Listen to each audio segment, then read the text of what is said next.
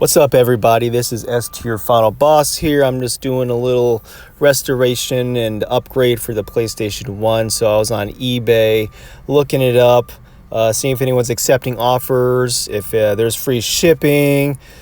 And I stumbled across this PlayStation here. Initially, it says it was a SCPH 1001, but I did a little further research. If you look at the picture, it's actually 5501, and that's what I needed because it had the PU18 motherboard. Initially, they wanted to sell it for about $45, but they actually accepted my offer of $30 with free shipping. The laser did not work, so I was doing a little shopping for the XStation, looked up Stone Age Gamer, and a little outside my price range, including shipping. It looked like it was going to be about $125, so I did the AliExpress version instead. I got that for around $60. I got the PlayStation 1 opened. This is a PU18 version. All right, I got the motherboard on a power supply, and nothing too dirty here. Just a few little crumbs here and some normal dust, nothing major. Let's look at this RF shield. Slight rust on here.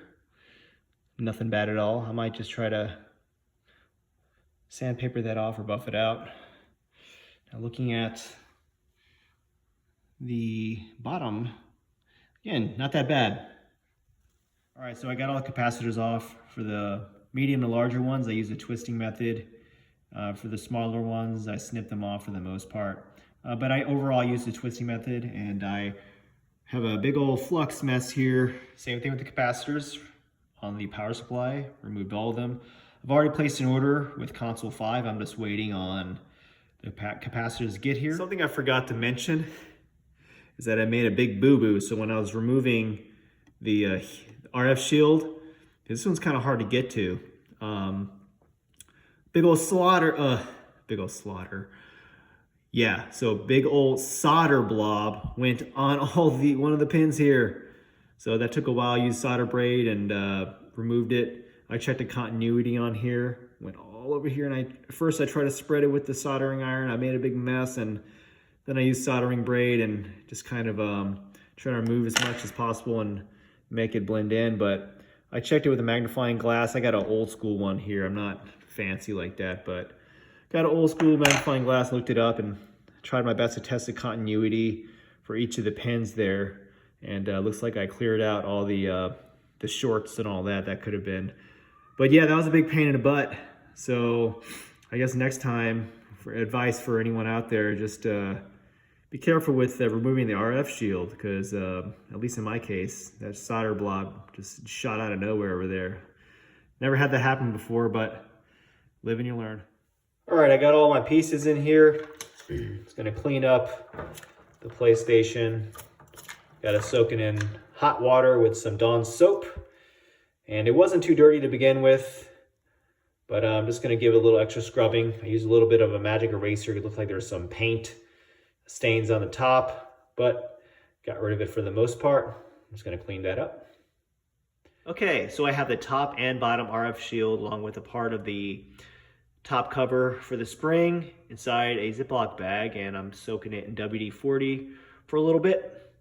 And I'm going to scrub off the rust with a copper brush. Again, there isn't much rust to begin with, just on the bottom RF shield and a little bit of specks here and there on the top shield. All right, so it's the following day, and I just got done soaking the bottom RF shield in WD-40. Next, I'm going to use some Blue Magic polish and see if I can buff out the oxidation stains on here, make it a little better. I used Blue Magic again, and can still see some of the oxidation and all that, and the black parts at least, but it got rid of the rusty parts for the most part. But yeah, I'm happy with it. It's good enough for me.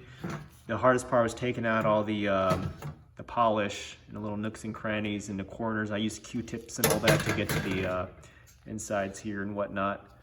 But yeah, it's I think it's well protected. It should not rust in the near future.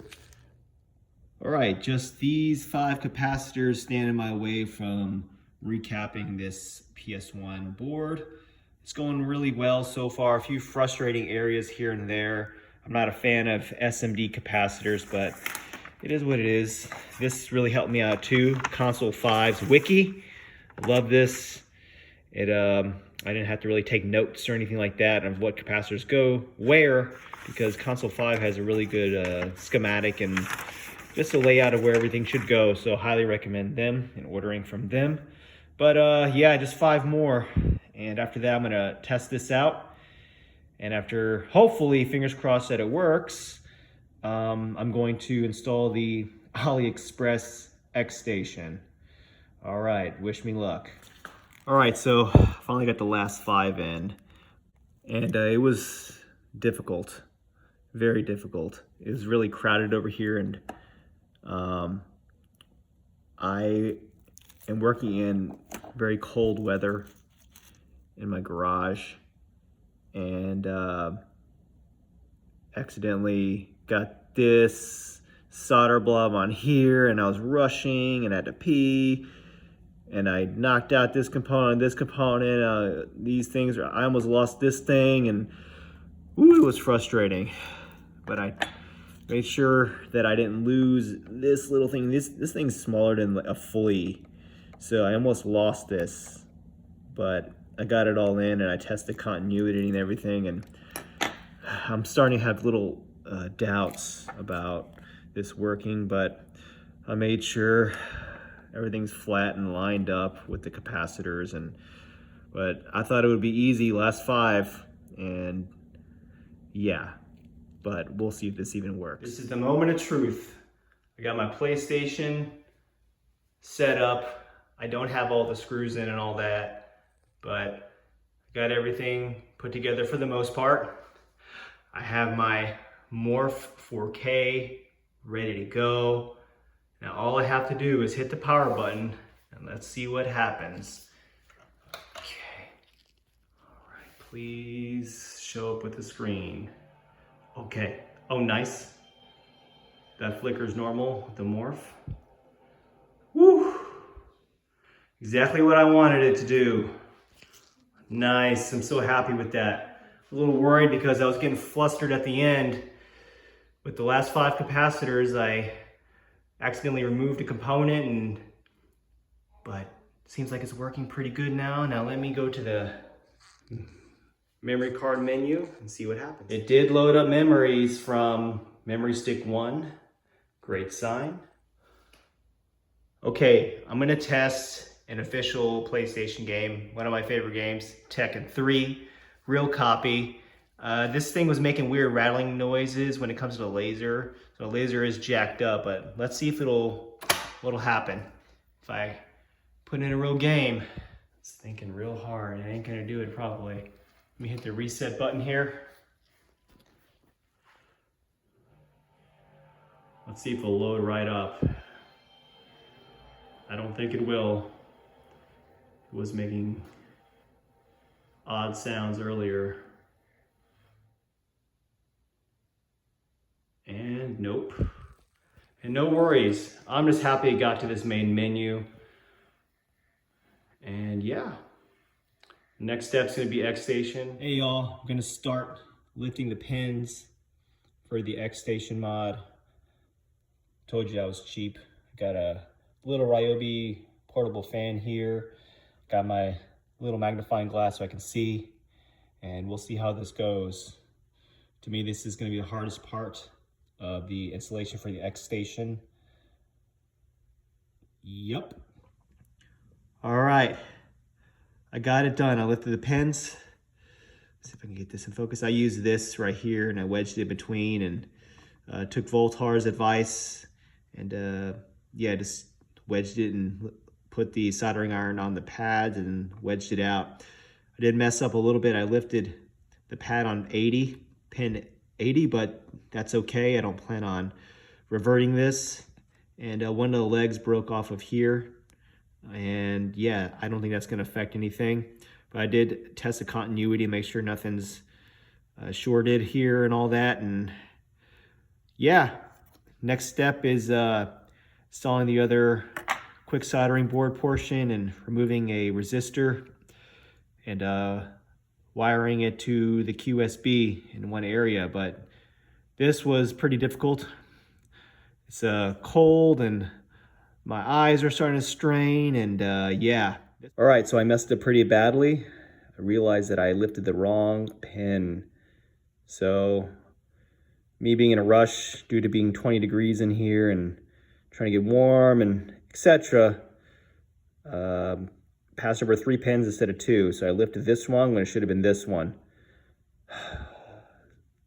We'll see if I can fix this or not. Hopefully if I bend this pin back down, that it won't break. But first I'm gonna try to lift this one.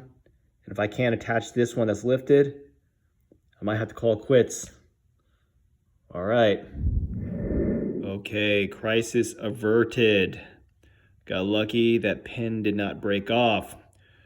I usually have better attention to detail, but not quite feeling it today. All right, now I can move on to the QSB. So while I wait for my soldering iron battery to charge up, I use these flush cutters and I cut off this post here because the QSB won't fit underneath there when you fit it all back together. Additional prep work I did was remove the solder mask at this point here and that point there. I do have the QSB lined up, just not tacked in yet. I am still waiting on my Ryobi to get done charging the battery. And it's looking very promising. I'm excited about this. Hopefully it works out real well. And next thing I'm going to do after I get the QSB in is remove that resistor there and solder a wire from this point to that point right there. And then I'm gonna button it all up. Woo, I'm excited and cold. So I soldered the RF shield back on. And something to note is that the stickiness will be gone once you tear this off. So I used some Scotch brand double-sided tape and I put that to the back side there and did that. Okay, finally got everything in. I'm using that magnifying glass to weigh it down because the ribbon cable is pretty springy. So I'm gonna put the top console top back on. I'm really tired. Kind of just want this project to be over with at this point. All right, so I'm doing a few finishing touches before I do a final test on it. So I added some deoxit to the parallel port in the back. I use Plastex to take out all the scratches, and I lubricated all the gears and all that in there, and there is the XStation right there, and I'm about to do a final test. All right.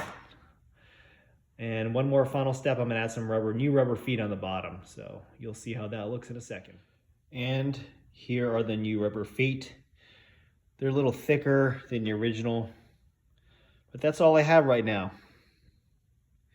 All right, about to test it out. See if all this hard work is for nothing. All right, here it goes. I got the SD card that I formatted per the instructions. About to close this up. Okay, ooh, I'm nervous. And let's see what we got here. Okay, that's a good sign. All right, come on, main menu for XStation. Okay, that's also a good sign. Oh, that's usually what plays if there's a disc. Oh, baby, yeah. I did it. I did it. Of all the things that could have gone wrong, I did it. And it's a little blurry because I'm using composite to HDMI, you know, the cheap old ones. Okay, I'm gonna test the game on now. Let's see here. Let's test out Tekken 3. Okay, Tekken 3. Fast load. Tekken 3.bin. Okay. All right, come on. Oh, nice. You know, I just can't believe this project went so well. All right, nice. All right, I love that intro, but let's see what we got here. Let's see if all the controls work here. Gotta Put a memory card in. I did unlock all the characters before. Oh yeah, man, I'm just so happy about this. Round 1, fight. Okay, cool. Works. Nice. Nice. Okay, got 2 controllers and a memory card. About to stress test it out. I'll leave it on for a while. And I'm gonna play Tekken 2. Test out the controls here. Really happy I got this project working. PlayStation 1 is my favorite console of all time. So happy everything's recapped. Everything's working well so far.